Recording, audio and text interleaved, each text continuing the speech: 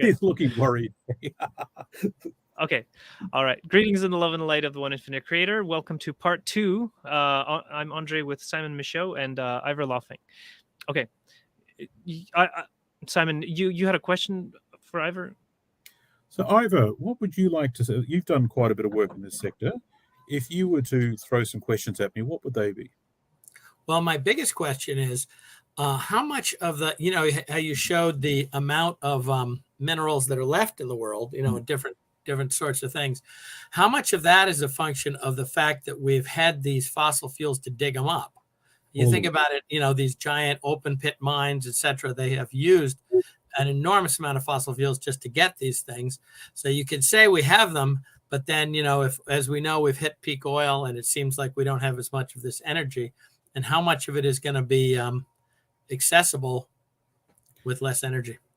I don't think anyone knows because over time, like 120 years ago, you had these deposits that were really small but really high grade. Like in the medieval era, what they did for mining was almost pure ore. And so you could sort it by hand, and it was effective enough to smelt it out, with just a bellows. But now we've got really, really low grade stuff, and we've dug up all the good deposits already. And in fact, the richest deposits are actually our cities, our waste dumps, but also our cities. Can we actually go and mine conventionally without fossil fuels? I don't know, because they're trying to actually bring on things like an electric truck. But there are questions like the performance of that truck. For a short period of time, they can match the speed, but how long can you run and actually sort of carry ore for? And so the logistics of what we're doing, and can we actually then crush and grind such low-grade ore without fossil fuels? I don't think anyone knows the answer to that. It might be the case that you might end up thinking in terms of like a small-scale thorium reactor powers the whole plant and everything's electric.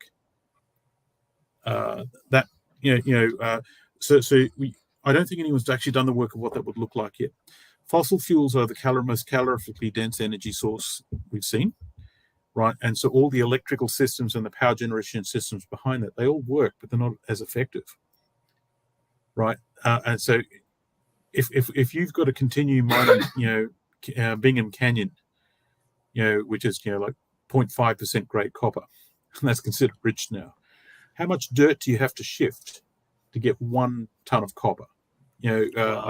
Without fossil fuels, let's just say it would be an enormous amount of work, and then the discussion would then start: is do we actually really need that ton of copper? And then they would start looking at, well, in the post-fossil fuels world, most of what we've built already is going to have to be pulled down and rebuilt. Yeah.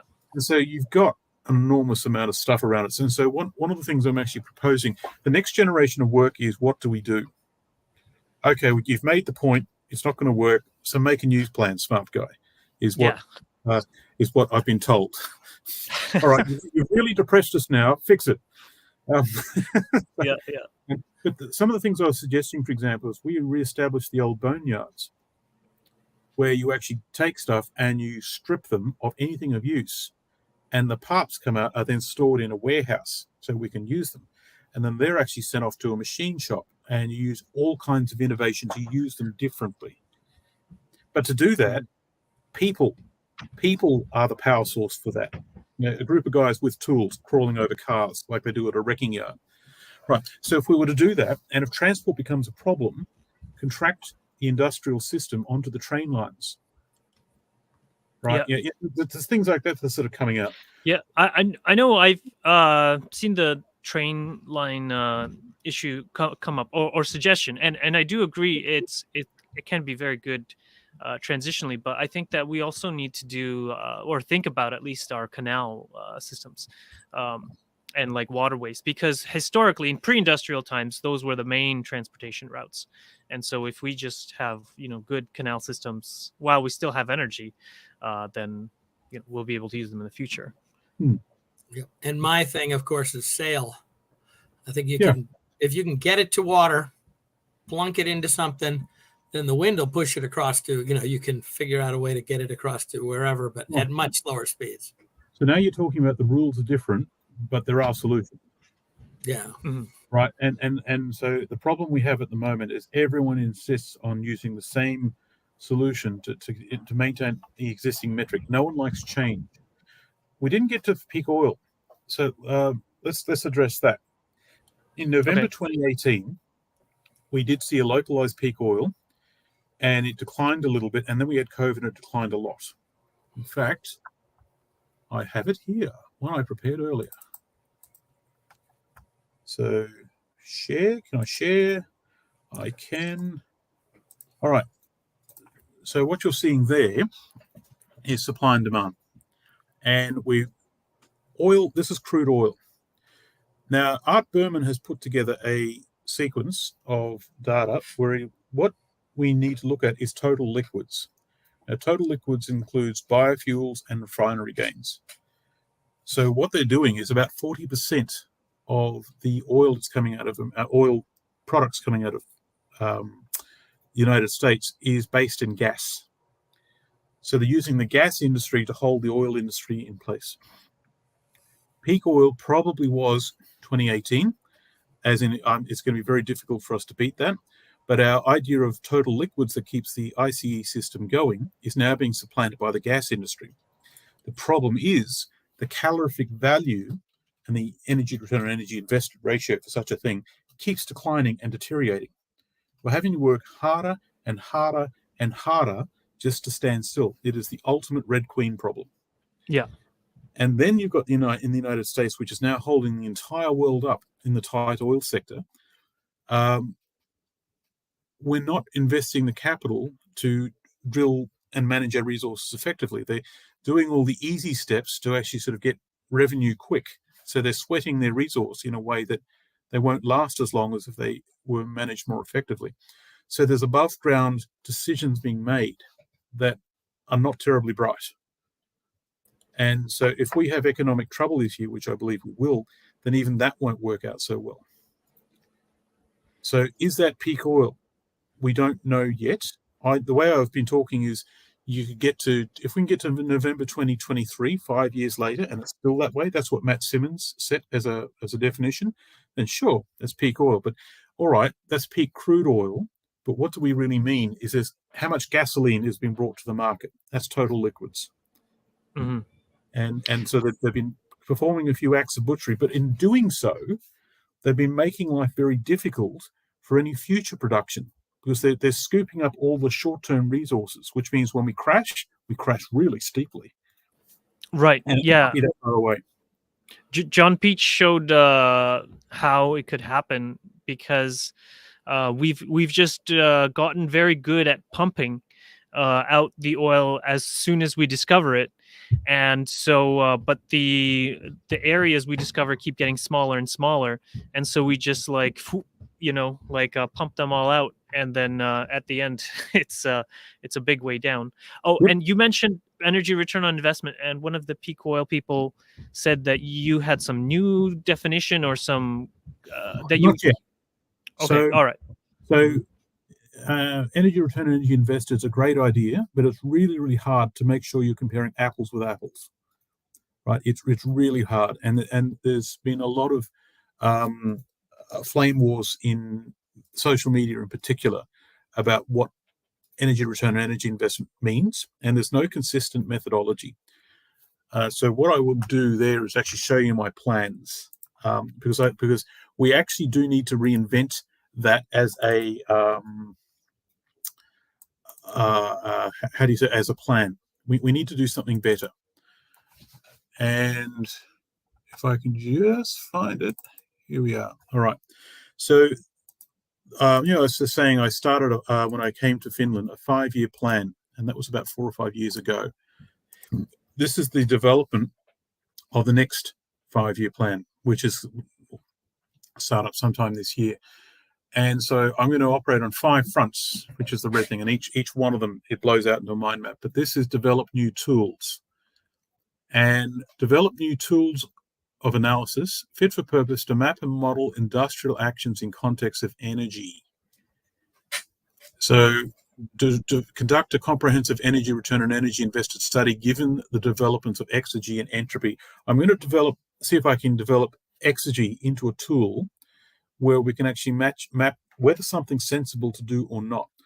But it needs to be in a point where people can use it, because if it's so esoteric and so complicated, like thermal entropy, you need a thermochemical simulation software to show the number. That's not useful. Yeah, right? yeah. It's got to be gotten to the point where we can use it. And so instead of trying to actually make do with what we have, I want to reinvent it, because there's no agreement in the literature and everyone's flaming each other on stuff that is really hard to defend. And so instead of actually trying to pick one and defend it, scrap it, burn it to the ground, build a new tool. And to do it, if I get funding for this, I was going to round up anyone who can spell energy return and energy invested, bring them to Helsinki, put them in a conference room, get them drunk, and they said, right, how do we fix this? Right, and then from that, we actually sort of a meeting of minds.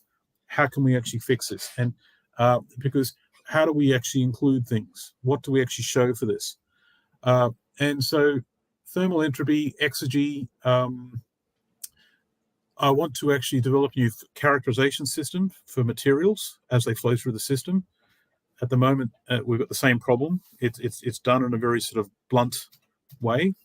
And so, yeah, anyway, so I've got a few of these. This is my plan. So amazing. That's very sophisticated. So I had some Finland related questions here. So why have you decided to live in Finland? Right. So I left Australia because I was collecting information to show that the Australian mining industry was off the rails, and it was just life was going to get increasingly difficult for them. Then the crash happened, and they have sort of come back, but they haven't addressed any of the fundamental problems. So I tried to leave Australia and leave mining, and that was what industrial recycling was in Belgium. That didn't work. You know, there are similar issues there.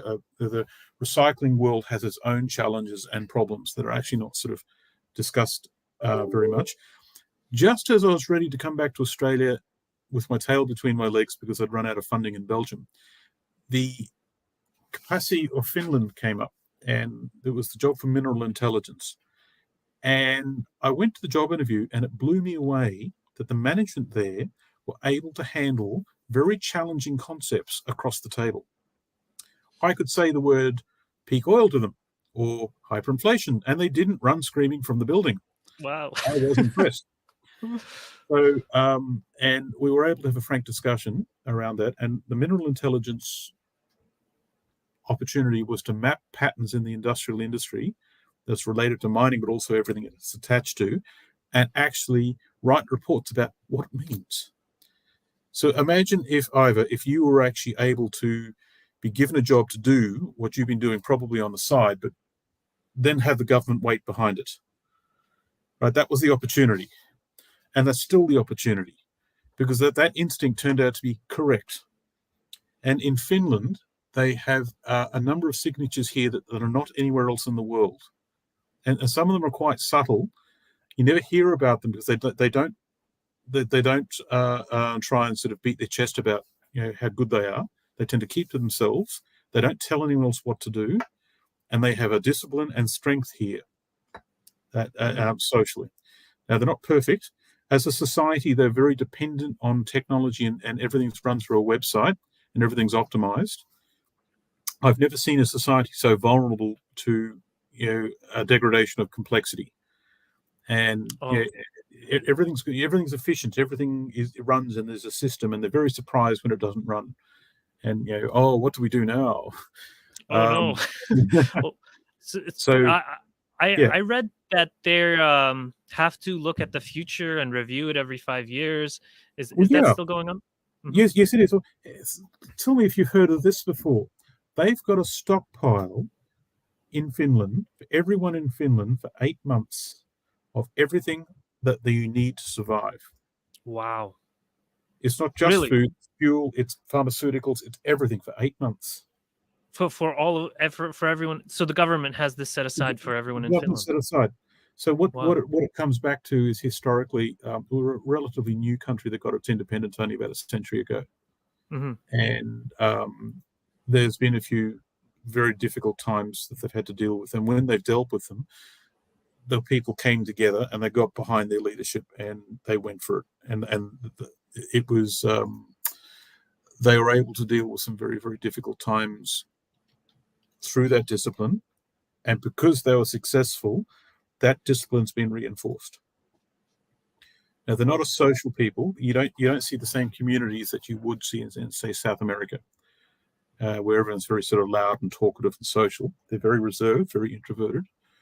But they believe that they're making society a better place and that everyone's doing their level best to do so. So they tend to believe that if someone's in trouble, they will actually stop and help you. Right. And so that they will naturally come together in large groups to discuss what to do. Now, there's a few weaknesses that they often don't take the initiative. Like the Australian culture, we love to take the initiative. We're great at starting stuff, not very good at finishing stuff. Oh, okay. And so here, they'll take forever to actually discuss things round and round and round in circles. But when they finally start, you'll have a 50-year plan. 50 years later, that plan will come to its conclusion. Wow. Right? And so, so they do believe in quality and getting things done correctly, even if it takes longer, in conjunction with the discipline to ride through hardship. So everywhere you go, there's a movie actually out called that now, which is the Rambo equivalent. Okay. And the locals think it's hilarious. But every culture around the world has its pros and cons, just like every location has its pros and cons. It's really a case of how do you make do with what you have. And what are the policies that you think has put Finland in a good position for getting through the Seneca bottleneck? So 20 years ago, they looked to the future often. They made a whole series of decisions 20 years ago that, as fortune would happen, are proving very useful now. Like the nuclear power plant fleet was aging. Instead of waiting until the existing power fleet fell over and broke, they decided 30 years before that happened to actually start building the next series.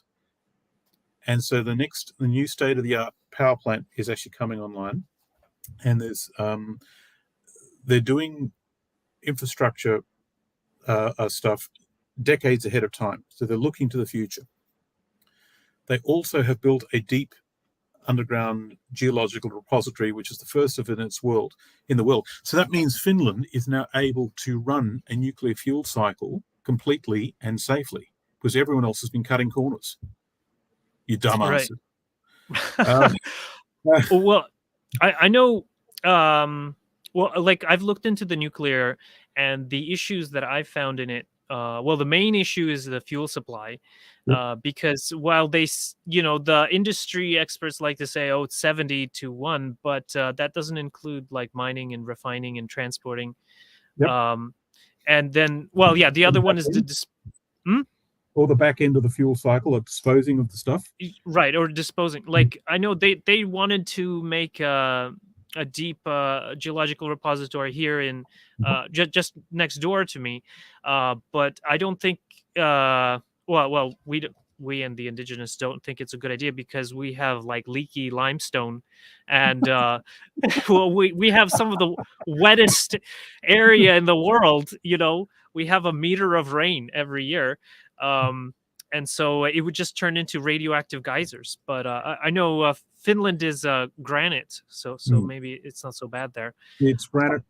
Also, most of the winter it's below zero, which means you don't have much running water around. You've got snow, and when it melts in a relatively short period of time. So you could actually sort of manage things like close the door. We have rapid frost freeze cycles. So it's quite a deep geological area that's quite stable, and they've picked out about 6 or 7 sites across Finland that are all suitable. The geological survey was involved with that, and it's granite, and there are no water table problems because it's above the water table. Oh, yeah. So the alternative that I had found that seems like it could work is putting the radioactive waste in a pyramid nearby, near wherever the reactor is. That reduces the transportation problem, because they were going to be shipping radioactive waste from all over Canada to one location, and well, there's obviously problems if it falls over and stuff. You get And the law of unintended consequences. right, exactly, Right. and so exactly, so they had done some research that the pyramid shapes helps reduce radioactivity, and then from the heat exhaust, you could put a what do you call it, a thermal electric generator on it to generate So is electricity. enough heat coming out to be useful for power generation? Question one. Question two, if you don't have it under cooled water, chilled water storage, you end up with it can actually catch fire, Mhm. right? And so if you've got like a stockpile of radioactive, SNF, spent nuclear fuel, and it catches fire, and a lot of that Right. radioactive stuff becomes aerosol. Yeah. I was because that was one of the reasons, because I was thinking it wouldn't be a good idea, at least for us, to have the deep geological reserve, because it produces the heat of 5,000 campfires. So I mean, it's definitely enough heat to produce electricity. Can But you control it though? Can you yeah, you control need it? it needs to be in like small enough areas, I guess, small enough pyramids that or small enough amounts of waste that it would stay contained and not light on fire, like you say. You've also got the Homer Simpson problem, where someone with a fat finger presses the wrong button. And if you've got lots of sites across there, you imagine your local shire council, every single one of them had a stockpile like this. And you only need one person to do a Homer Simpson. And then you've got a problem without fossil fuels. Right. Well, the idea was that because this is long-term storage for like 10,000 years, that there wouldn't be any buttons. There would just be like an electricity So coming out. I believe the nuclear industry, if it actually engaged in some research and development, like we really got behind the nuclear industry to evolve, get to the point where it can do something sensible. Because nuclear fission in its current form is amazingly inefficient. Like it's the amount of energy it releases, we're catching a tiny, tiny, tiny little bit, and the rest is lost. Mm-hmm. Right. And when Yeah, you're actually pulling the assembly rods out, you need isotope uranium-235. And if it's all mainly 238, that's not useful in terms of the chain reaction. So if you get to the point where the U-235 is now being absorbed by neutrons, you've got to get the waste out. But when you do, it's radioactive as hell, and it's still got 97% of the fuel still in it. And so if we can do a point where do some research and development where we can sort of get around the inefficiencies within the nuclear industry, where when we actually, the reason why thorium's useful is what's left over after the process isn't as radioactive for as long. Like you only need to store it for 300 years, not 10,000. Yes, exactly. Yeah. So, so research is what we're talking about. Is let's get serious and innovate to a new set of limitations, and then see if we can do something a bit more sensible with what we have. Which I believe what you're alluding to there with this pyramid idea. I haven't seen the idea, but have some people who know what they're doing look at it, like really, really look at it, and then if it's sensible, give it a go. Yeah. But then get to the point where it can be managed. Well, I have a nuclear physicist friend who works at a nearby nuclear power plant, and so I ran it by him, and well, he said it was possible, but it's mostly logistical and political hurdles. So here, okay, I have another question. What are you doing to help the Finnish people with the transition? Funny you should mention that. Okay, so here's my mission statement. Understand the true material flows in the industrial ecosystem and assist in developing a post-fossil fuel industrial ecosystem. Develop useful options for industrial planning. And the bottom line is where it's at. Evolve into a position to be able to advise the Finnish government, but also everyone else, as it turns out, from a position of data-supported strength.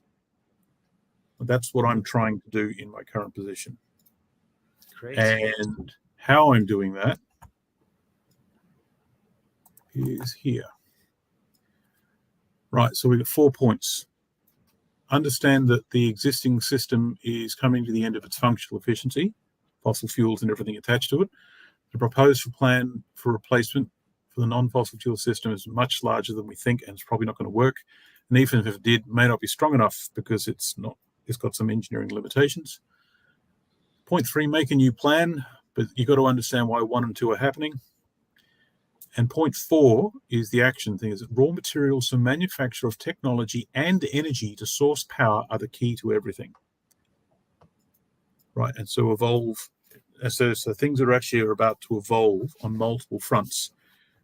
Where instead of like banging the same hammer, right, and going round and round in circles, which that work still needs to be done, but there's now lots of people doing it. I don't have to do it. I'm going to move off on new frontiers now and try and sort of do something useful. Because I'm in a remarkable situation that I give thanks to daily, that I'm actually in a very nice position where I can actually sort of provide value in ways that I never thought were possible. While that is the case, make the most of it. How do I do that? So, so I'm helping the Finns in this context, but I'm also helping them by communicating all this whole issue where we can start to get their arms around. We need to what's the real problems, and there's lots of problems. Get your arms around all of them and see how they interact. Then there is actually mapping our true capability, like what can we do about this? Know yourself. And a lot of the things that we think we can do, we actually can't, because we're dependent on others to do it. If China stops talking to us, right, and they stop selling us their that stuff, would be so bad. well, hang on, we're sanctioning them as well. We're picking fights with the 2 countries that we're absolutely dependent upon. You remember the phrase, being punched in the face a few times, but we still don't have a plan? Yeah. Right. Yeah, yeah. Yeah, you're right. So how's that going to work? And so there's a few suggestions around that. We can expand that slide stack if you like. Right. And then for the first time, we actually have a real plan. And the real plan has to be done in a particular order. And then we cut the crap and we get on with it and we actually do it. Wow. Cool. And so did you have a succinct plan? Yes. So I'm writing up a think tank attached to all Baltic Sea governments. Actually formally asked me, and they've asked me to write this, and it's due at the end of February. And the exact wording was something along the lines of, okay, you've scared the hell out of us, now fix it. Right. And so they've asked me to redesign the circular economy in context of the outcomes of my work. Now, circular economy is not going to work in its current form, and that's another discussion again. It's a nice idea, but it's a stepping stone to something else. And the something else I put forward is the resource-balanced economy, but even that is part of a larger picture. And so I've drawn upon a few things like biomimicry and some different ports, like what does the natural environment do when it hits problems like this? Right. And so instead of trying to actually sort of dictate a plan, so where X, Y, Z will happen, that's futile. And in fact, you're guaranteeing you're lining yourself up for failure.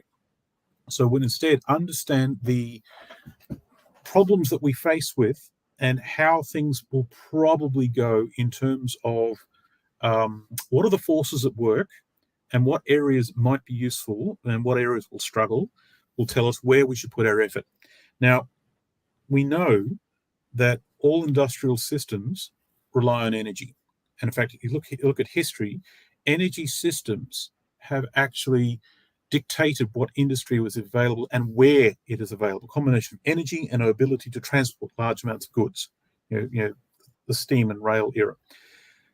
Right. And so if our energy sector changes, everything else will change. That's just a reality. And so, okay, what energy systems do we have, especially in the Nordic frontier? I'm proposing that Finland, Sweden, Norway, Iceland, Denmark, and Greenland understand each other culturally, and they might actually merge together in a series of offtake agreements where we're talking about an alliance between industrial clusters. Politics will become irrelevant. It's about what can you do, right? So this is what I'm now proposing, and so industry will reshuffle itself, reorganize itself around what industry energy systems we have that are non-fossil fuel right now, and then they'll grow into areas that we might be able to make new non-fossil systems, right? And so energy first, industry second, and then people will rearrange themselves. The population centers will rearrange themselves to go to where jobs are, and that's industry. Well, Yeah. I have kind of I live in the heart of Turtle Island, in Georgia, like the Great Lakes, and in my county it's very rural agricultural, and I have Ukrainian heritage, and we went through all those famines. So I'm always thinking, what about food? And so my understanding is that you were mentioning the Maslow's hierarchy of needs, and so I think food is one of those base ones, and Yeah, so we would have to organize things around our food, and then industry would be kind of secondary. Would we though? Well, I think that if we want to live, we will. I'm putting forward the idea that all of this needs to be optimized, and yes, food's important. If we don't have food, there'll be no people there. If there's no people, there's no industry. Yeah, But it sounds like you're recreating the Hanseatic League. Could be. What's that? Hanseatic League was the whole Baltic and extra places, and that was what was it? Part of Russia.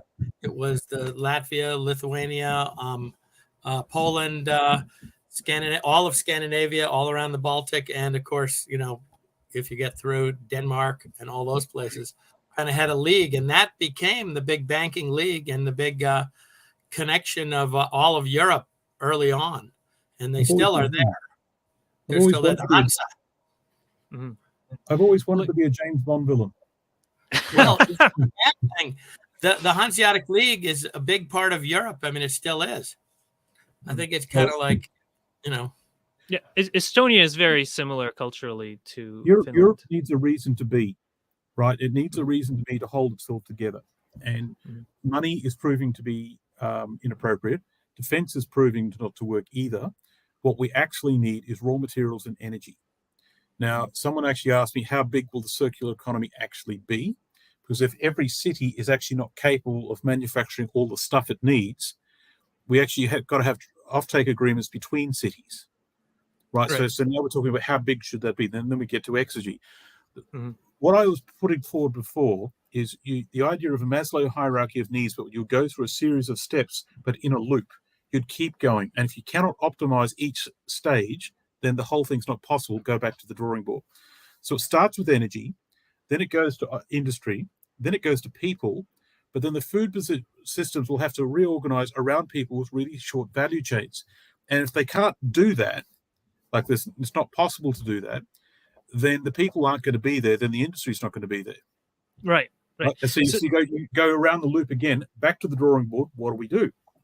So could I just quickly give you a rundown of my idea? So it's dependent largely on the growing season. So if, say, for instance, you had a 6-month growing window, then you could do like 2 harvests or whatever. And so you would need 1 hectare per person.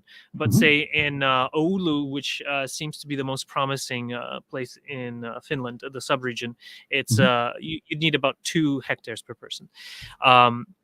Just for heating requirements, but maybe with some efficiencies, it wouldn't be so bad. And now you would have villages. So an average village in India is about 300 people. And so where I live in Great County, we have 5 months. So it's just easiest for me to remember. So we need 1.2 hectares per person. And so 360 hectares of land would give us enough food, fuel, and clothing to feed the whole village. So that whole village, without leaving the village, would be able to provide all of their very basic Maslow hierarchy of needs of food, water, shelter, and clothing. and then the idea is to use, instead of using tilling agriculture, which reduces the fertility of the soil, to use permaculture or food forests. And then you could do a graduated approach. So in the middle, you could have, like, say, your crop, and then around that a food forest, and then around that your coppice yard, and then slowly fill in the food forest, because you can get all of your, like even Oulu, you could grow walnuts for all your fat needs, and chestnuts for your starches, and then pea shrubs for all your protein, and then, well, lots of different kinds of things like that. And then you would have, like, neighborhoods, which are, like, say, 5,000 hectares, well, 5,000 people, and then the cities would be like 55,000. And then, so each city you would want to have, like, say, a power plant, or like, say, a hydroelectric, especially. And then so, and in that hydroelectric or the power plant, you would, around that, you would have the only high density settlement, which would be the industrial center, where the blacksmithing and other industrial processes happen that support the outlying towns and villages. Okay. So yeah, and then I mean, you could, like, scale it up, So to that's a countries. plan worth trying. But Mhm. when in a previous life, I used to live on Mount Tamborine in Australia, and I was part of a transition town group. And if you type my name into YouTube, one of the tubes that'll come up is development of a self-sufficient community, where I'm basically describing something like that. But everyone's got similar ideas. It's a case of all ideas should be tried and given a chance. One thing, though, that growing of food is going to have to be intimately attached to seasons. And the further you get to the North Pole, and the South Pole for that matter, the more vulnerable you are to the difference between winter and summer. And up in Oulu, it's not really feasible to grow anything until 4 or 5 months a year, because the rest of the time it's under snow. Yeah, it has a 3-month growing window. Yeah. So in that 3 months, you've got to be able to do things, and then can you use the rest of the year somehow? And and there are things you can do, like greenhouses, and grow things underground even, and you need to be organized.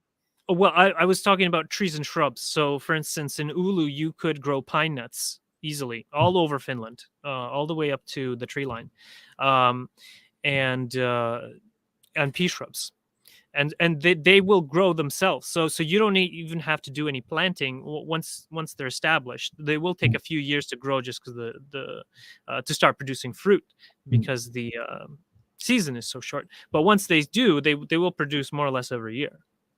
One of the things I actually asked, I used to give self-sufficiency talks. Like this was my plan before I came to Europe. How do I turn a small town self-sufficient? And one of the things I used to ask people, how do you wipe your bum? It's all toilet paper. So where do you get that? Oh, the shop. Right, the shop. Yeah. And so I proposed, if you were to plant a tree or a shrub that had its leaves could be used as toilet paper, what would that be? And that there's several species of tree involved, but most people have thought, oh, we'll go straight to, in the self-sufficiency movement, there seems to be a progression of thinking.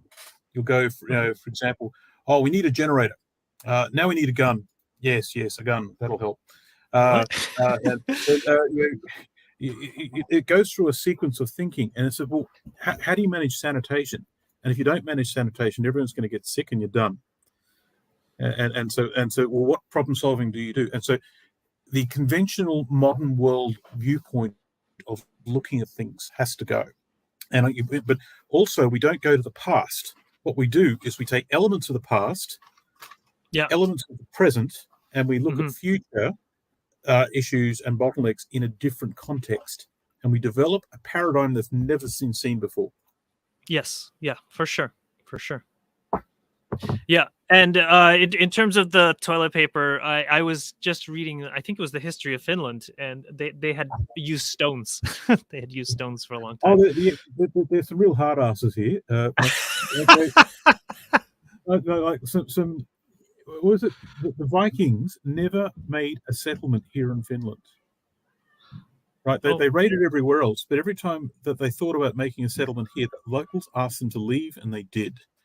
And what's interesting is there's no iron tools or weapons until the year 1000. Right, and right. So hang on. So how do you actually ask a militarily competent group like the Vikings to leave when you don't even have weapons that compare with them? That's interesting. There's a strength here that is not that understood, especially by the people who have not come from here, and you see below the surface the social strength that is here, and it's not perfect like anywhere else. It's got its issues and its problems, but they are very culturally have a strong identity, but they also understand that they can interact with people outside of their culture in a way which might help them. So they are nationalistic, but they're not rejecting other cultures, if you will. Right. So I had a question. Are you and/or the Finnish people familiar with short rotation coppice for sustainable wood energy? Right. So I actually haven't looked at this end of things for a long time, not since I left Australia.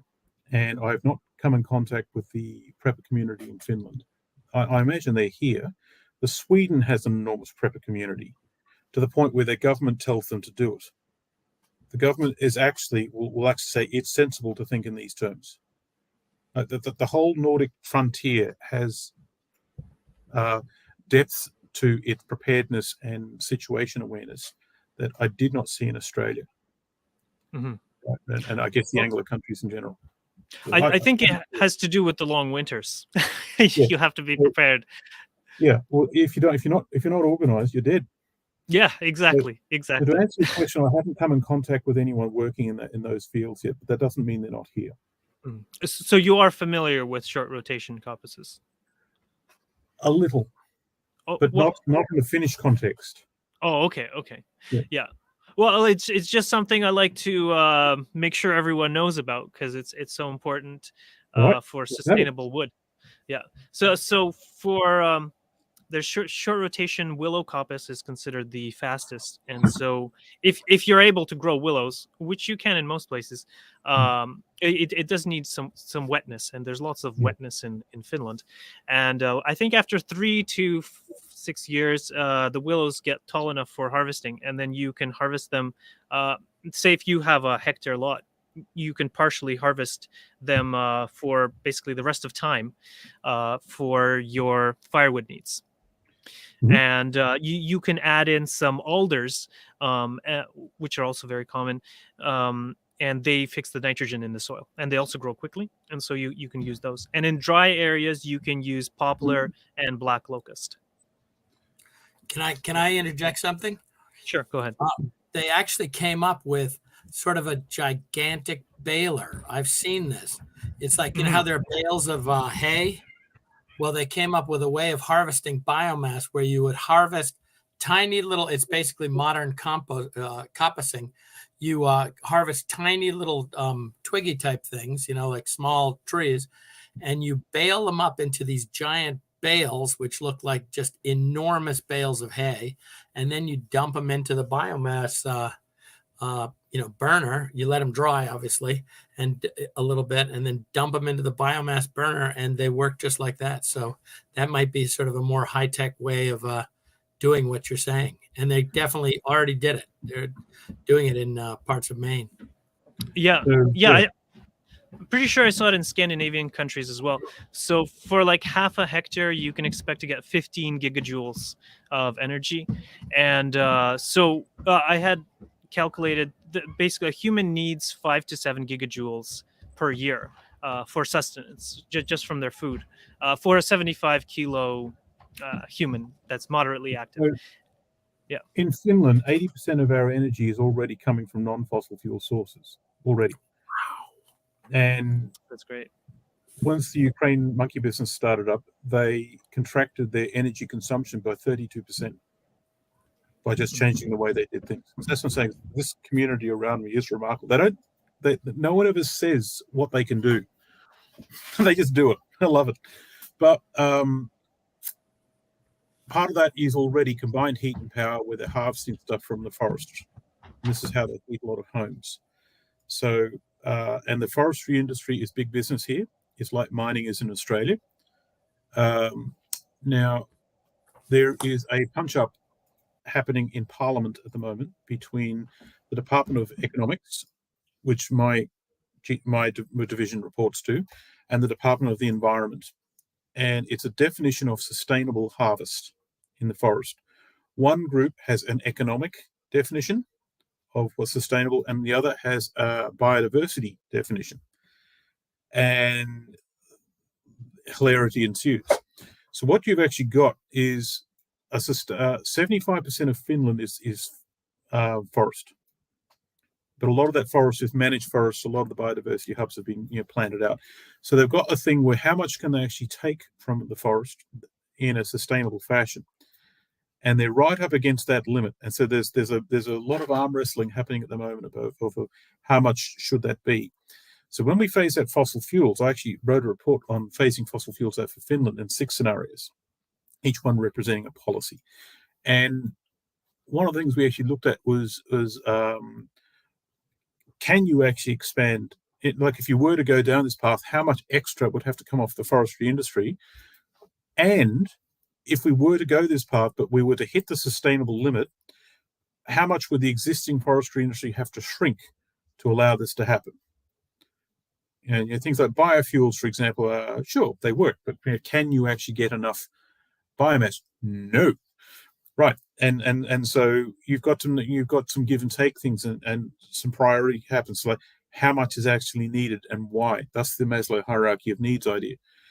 And so those discussions are already happening around us, but they're still getting their arms around the idea that the growth-based economics is done. They're still getting their ideas around, peak oil. That is that a thing or not? That the current mess is being very good at showing that we should be thinking about this. And they're also coming now that we've committed legally to be carbon neutral by 2035. I'm getting calls from so the Urban Planning Division of Helsinki saying, look, now we've committed to this, and we now see what we need to do. All the people that we would ask to do it are pushing back, saying it's not possible, go away. What do we do? Right, so the practicalities of this are now starting to hit them. And I think Nate Hagen's made the observation that there's an Overton window possible in Scandinavia, or Finland, Sweden, Norway, that's actually not possible elsewhere. And it comes down to the sort of culture that's here and the sort of things that we undertake already, and the fact that we're going at this sooner than anyone else. Mm-hmm. And it's going to be hard, and lots of things won't work, and lots of things will go off the rails. All the things that we all laugh about, that will happen. Right? China, for example, when we phase out coal, we lose a lot of manufacture. And when China starts talking to us like we start talking to them, it's all over. And now what? So yeah, I wanted to speak to your point on how much do we need. And so my calculation, based on the short rotation coppice of willow, you need 0.5 hectare to produce 1 cord, which is enough to heat 1 highly efficient home for the year. Okay. Including all the cooking. But I think the shorter growing season, I'm not sure how it works because the days are longer if the trees grow as much as they would in 6 months. But it could be 1 hectare in Finland. And I wanted to mention here, because I looked up what kind of trees you would need to grow. You could grow Siberian pine nuts and Swiss pine nuts for fats, pea shrubs, and Apios americana for protein, Quamash apples, and a variety of fruits and berries for carbs. So I've got the study up that I did. It's it's a different paradigm to what you just suggested. Like, I'm not going after individual homes. Okay. This is actually the geothermal map for Finland, shallow geothermal, and the proposal is we use shallow wells for heating of buildings. It's not hot enough to generate electricity, but if we can heat buildings, and if we do that, that takes the pressure off the CHP plants, which is harvesting biomass. Less biomass, we can use it elsewhere. That's the mentality. And if we were to go that route, it would be really, really hard. So here are the sorts of numbers. Here we go. So in 2019, so this is like Finland mapped. And so, and if we were to knock out what does fossil fuels actually do for us, and where's it used, and how would we use it, and so on. And so I came up with a series of scenarios. And so here's like scenario one, full spectrum, but it would go completely electric. And so that's our existing system, and that's the new power grid we'd have to make. And they're the jobs like new heat generation and hydrogen fuel cells, and okay, all right, that's not going to work because logistical problems there. So all right, let's now go to biomass. Everything's biomass. And so, oh, all right. And so the existing, okay, you do that, but we would need 90 million cubic meters of wood. And so here is on the right is the annual biomass harvest for the industry. It's 72 million cubic meters. And on the left, this is what we'd have to add for the new capacity. And the two dotted lines, the two levels of sustainability. So we'd have to wipe out the entire forestry industry and it still wouldn't work. So that's not going to work. And so, all right. And so you go through like a series of these scenarios.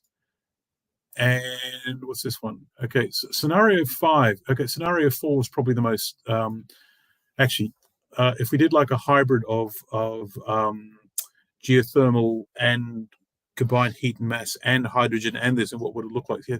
And so things like downgrade the forestry industry by 12% or 27%, depending on what you're looking at. 5 is what would happen if we did nothing, but fossil fuels were just cut off. And then this actually was released a few months before the Ukraine thing kicked off. And so when I showed this is to show this is why we should do something. And then the thing in Ukraine happened, and the Russians took up the gas. And yes, well, and so we're having a different conversation now. But so this is the capacity that's coming online that we can use, and everything else will have to shrink. And we'll take what we can from the local biomass environment because that's all we've got, and the existing industry would have to shrink. And so, all right, if we were to go to a situation where we try to do things sensibly, right? Well, and if we did things sensibly, where we looked at, here we go. Here are the numbers here. So we've taken some stuff from biomass, we use some biofuel, but we've also shrunk the size of our transport fleet by 1/2. And we've scaled back by 2/3 here and 1/2 there, and you end up with this. So this is what we would need to build, and the new size of the grid. And so and so this is the most sensible outcome, and I call this one the planned sustainability. Managed footprint contraction of 50%. How will we do that? What steps would we have to go through to do that? And so in all scenarios, the existing forestry industry would have to shrink in size. Yeah. If we would just to. So I was wondering if in your scenario you could, because I know I read the history of Finland, and at some point they did try land redistribution, but it didn't go anywhere. Well, you have to remember, when they do these things, they were doing it in a system that still worked just fine with petroleum. Right. Yeah. So I was thinking, like, as part of the because we don't know exactly what is going to work. So if we at least gave some people the opportunity to have enough land to grow their own food and firewood, I think that would be a good kind of backup plan if other avenues don't work out that are more technologically dependent. There's 2 ways we can do this. You can use authorization method, saying, right, the land is now this, you here, there, you here. And those approaches in the past can produce results, but they also produce a lot of results we don't like. Yeah. What I'm doing is saying, here is a series of solutions, and that could be one. And so if we were able to go in this direction, it would be useful for these reasons. How we get there, well, that's your problem, because we will have a series of pressures on society, and a lot of those pressures we won't actually know yet. But if you start telling people before the pressures arrive, they won't necessarily go along with it. And so show them the goalposts. Yeah. Can I say something about go ahead. When you say the existing forest industry, Do you mean all the other forest products are basically wiped out, and the only thing you make is biomass? Yeah, Well, as yeah. a former woodlot owner, the only way we made money was not off of the biomass, which was, the firewood, etc. And the biomass you would get a very low, pulp, you'd get a very low price for, but you'd get a pretty good price because you were growing lumber. So you'd cut these big oaks and these other trees, and those ended up being the ones that actually paid the bills and the taxes.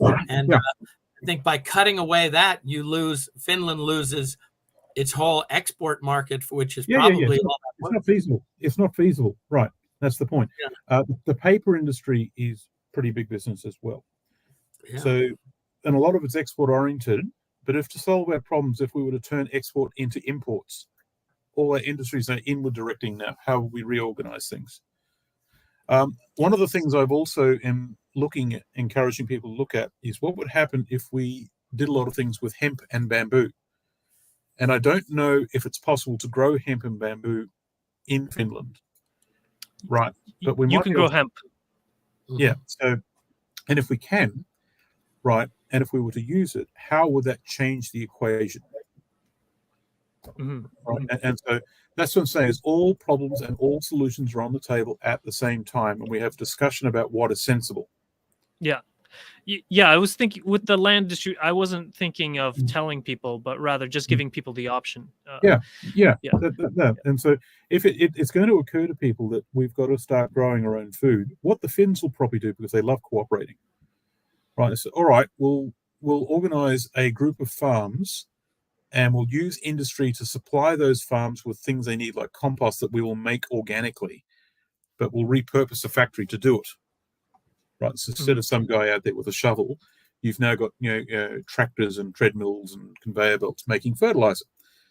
Right, and so then they would actually optimize a series of farms. But most foodstuffs are made in Finland and in Sweden. Not most. It's about half, I think, which is higher than I thought it would be. We get a lot of imports, and a lot of things are bottled and canned here. And so we have about 4 minutes or 3 minutes. So if you had some closing things you wanted to share or say. Okay, so the future that's upon us is challenge. We've got lots of challenges in literally every direction at once. Right now, it's very easy to just say, oh, we're done. That's it. We're finished. The end is nigh. Let's just give up. Right. What we can do is, if we choose to interact with those problems and choose to see them all very differently, with the understanding that we will do it in small groups, there is a way through this. The vast majority of humans will not see these problems. And it's going to be, it'll be literally the last possible moment where the light bulb will go off. You cannot help those people. Right? So instead of saying all of humanity must fail, all of humanity must succeed, what if we had pockets of humanity that were able to innovate in the face of adversity? And what does success actually look like? And then through all this, we have the capacity for the species to become more spiritually mature. We can take our place amongst the species of the planet as a genuinely sustainable species, a wise species. As we probably won't be able to maintain our material footprint, because a lot of it's so wasteful anyway. Technology definitely is a useful key to all that, if we understand what technology really is and what energy really is, and our relationship to both. Right? And so the rate determining step always was going to be us. If we choose to do nothing, then nothing happens. If we choose to do something, something might work, and it's going to be messy as hell. Yep. And we're going to be surrounded by lots of people who are not going to like it. Okay. Yep. And are there any links, or do you want to direct people to your website or anything like that? So I've got a website, simonmichaux.com. So should I put that in the chat maybe? It's S-I, you want to spell it out for people? Okay, SIMONCHAUX onmichaux.com. Yeah. And what I can do is I can share the screen to show people what it looks like. Sure. So we got 20 seconds. Yeah, so, and as it turns out, share. Okay, there it is. Okay. So, all right. All right, wonderful. So I'm just going to do the exit now. And so leave you in the love and in the light of the one infinite creator. Go forth, therefore, rejoicing in the power and in the peace of the one infinite creator.